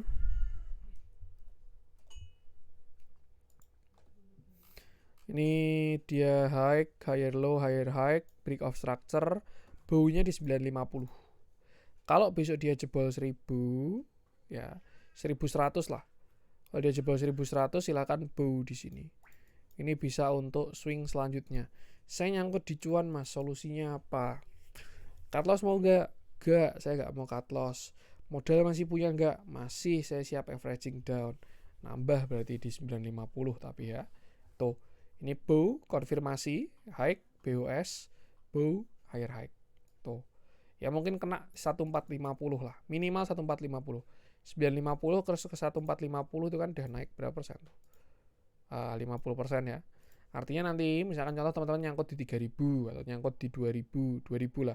Ya, misalkan ketika dia ke 945 averaging down, gimana caranya average-nya dibuat 1450. Insya Allah kejemput. Itu ya. Tuh, karena neckline-nya dia di sana. Ini kan dia head and shoulder juga. Shoulder kiri, head, shoulder kanan. Tuh untuk cuan. Kalau untuk bullish lagi gimana mas? Perlu konfirmasi lebih lanjut. BOS, bow, higher high. Seperti itu. Itu untuk cuan. Kalau transaksi ya ada TikTok juga lain lah.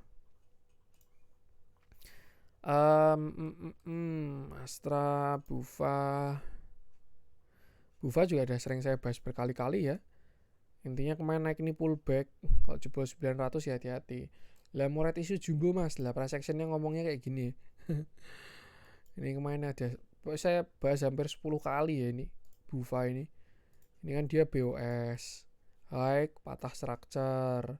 Ini pullback 0,618. Ya harusnya nge-short nih di sini. Short. Nah, tuh 900 jebol.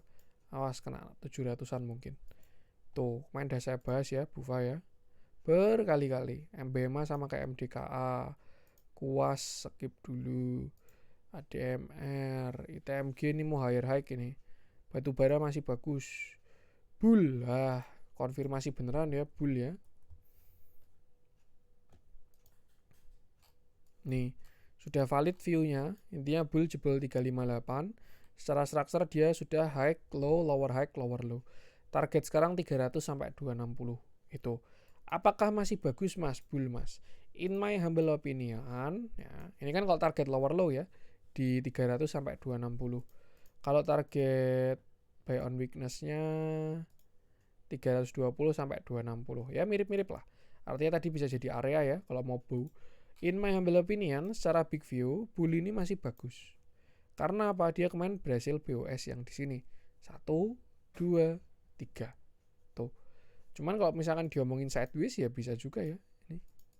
Tapi coba cenderung ke break ini. Tuh, jadi ya masih oke big view-nya. Cuma harganya baru di pucuk aja. Itu Tubul Teens. Nah, kemarin ada yang tanya saya juga nih Teens nih. Saya bahas di sini aja ya. Teens, ini udah kena target, tracing wedge, big view juga udah swing high. Ini hati-hati banget ya ini ya Teens ya. Kenapa saya bilangnya pakai banget? Karena ini struktur besarnya udah swing high gini. Kalau dia swing low mata ini. High, higher low, higher high. Wah, kalau swing low bisa gini teman-teman. Tuh. Apakah jelek mas? Nggak jelek. Ya kalau posisi kita salah ya sudah. Nanti swing high lagi, swing low lagi, swing high lagi. Seperti itu. Itu hati-hati aja. Cuman kalau untuk dari small view-nya, ya memang dia sudah capek naiknya. Tuh. Apakah masih ada BOS? Masih. Ini ya. Terakhir BOS-nya kan yang di sini nih. Jadi kalau mau cari BOS, cari swing low-nya dulu. Di sini kan dia ada higher high mas, tapi ini bukan swing low. Ya, itu. Nah, di sini kan dia swing low ya. Ini high, higher low. Ini kan juga dia BOS. Bow. Ya kan? Low. Jadi berkata gini nih, ini low, ini high, ini higher low, ini higher high. Berarti kan masih ada BOS. Cuman dia sudah bearish, belum. Masih ya sudah bear div lah hitungannya. Itu. Dan kalau kita tarik Fibo, nah ini dia udah masuk bow sebenarnya. Tuh. Apakah mantul? Nah, saya juga nggak tahu ya. Tuh. Yang jelas kalau misalkan dia tidak bertahan dari 3140 lah, itu hati-hati aja. Waspadalah. Nih, ini sudah masuk bow nih. Ya. Kalau marketnya hijau ya mungkin mantul dulu. Tuh. Tapi kalau enggak ya udah siap-siap aja. Itu bisa sampai ke 2300-an. Pas ke target divergennya. Seperti itu. Untuk Teens ya. Transaksi TikTok dah. Pega sudah, BNPR, Elsa juga bahkan udah patah ini. Elsa itu juga hati-hati. Ya itu ya teman-teman ya, dari kenaikan tinggi itu akan ada penurunan yang dalam juga. Elsa ini warning banget ini. Sama kayak Teens, dia udah swing high. Ya kan? Swing high, swing low, swing high. Wah, kalau dikasih swing low ya mampus. Dalam itu. Cuman posisi sekarang dia swing high dan sudah reject kuat. Volumenya juga ada. Jadi ada arah koreksi terlebih dahulu. Kalau dari small view-nya ini pasti ada divergent parah. Mungkin dia mau ke sini nih. 600-an. Ya. Apakah nggak bisa mantul dulu mas? Ya mantul. Ini minyaknya juga udah mantul kok. Mungkin besok dia naik, lower high, terus lower low. Seperti itu. Untuk Elsa. Volumenya juga udah kurang enak. Momentumnya juga kurang enak. Terus BRPT. Ini kayak sejuta umat nih. Dulu waktu rally saya kawal BRPT ya. Sekarang waktu koreksi saya kawal juga.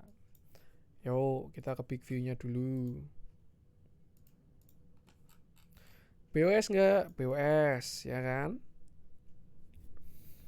High, higher low, higher high. Nih, di sini dia break of structure. Artinya apa? Tarik Fibo dari bawah sampai ke atas. Bentar lagi nih masuk bow nih. Kalau dikasih 1200 ya bisa cocok lain lah. 1200 sampai 900 ini bisa bow. Tuh. Kalau untuk higher high-nya belum tahu ya. Bisa aja dia lower high, same high, atau higher high. Tapi kalau menurut saya ya kita moderatnya lower high dulu aja. Jadi mungkin target 2000 lah. Kalau dia ada rebound di 1200 sampai 900. Seperti itu. Apakah rebound mas? Harusnya rebound. Karena ada konfirmasi. Kecuali kemarin nggak BOS ya. Kalau kemarin cuma same high ya hati-hatilah itulah. Tapi ini kan ada BOS. Ini dia high-nya di 2000. Ini turun terus break of structure. Nah ini bow. Baru nanti untuk urusan higher lower high, same high atau higher high, itu hati-hati. Itu yang perlu konfirmasi lebih lanjut. Transaksi TikTok.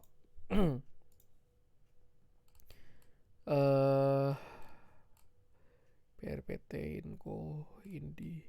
Aduh, udah capek lemes saya nih. Takutnya malah haus saya puasa seharian. Itu dulu aja lah ya. Udah mau 2 jam juga saya ngonten kali ini. Semoga bermanfaat. Mohon maaf kurangnya dari saya. Untuk kelas nanti saya agendakan ada lagi di bulan April ya. Maret ini soalnya saya dan tim baru, ya itulah.